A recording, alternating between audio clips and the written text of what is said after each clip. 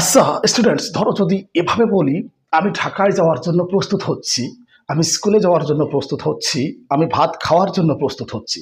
দেখো, যখন প্রস্তুত হচ্ছি বাংলা বাক্যের মধ্যে প্রস্তুত হচ্ছে উল্লেখ থাকবে, বা এভাবে চিন্তা করে তোমরা কথা বলতে যাবে, তখন তোমাদেরকে এই স্ট্রাকচারটা ব্যবহার করতে হবে। Subject plus be verb plus getting ready plus to plus ভি1 প্লাস অবজেক্ট। এই নিয়মটা তোমাদেরকে মনে রাখতে হবে। আচ্ছা চলো উদাহরণ প্র্যাকটিস করি। যেমন যেমন আমি ঢাকায় যাওয়ার জন্য প্রস্তুত হচ্ছি, I am getting ready to go to Dhaka. I am getting ready to go to Dhaka. আমি ভাত খাওয়ার জন্য প্রস্তুত হচ্ছি, I am getting ready to eat rice. I am getting ready to eat rice.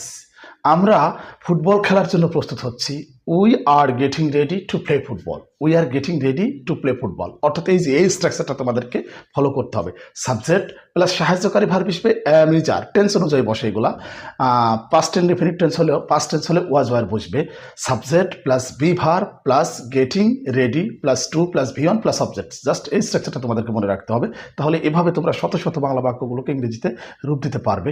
আমরা মাছ ধরার জন্য প্রস্তুত হচ্ছি, we are getting ready to catch fish. We are getting ready to catch fish. আমার মনে হয় বুঝতে পেরেছো। এভাবে নিয়মিতভাবে ভিডিওগুলো দেখতে থাকো এবং শিখতে থাকো, ইনশাল্লাহ ইংরেজিটা তোমাদের কাছে অনেক ইজি হয়ে যাবে।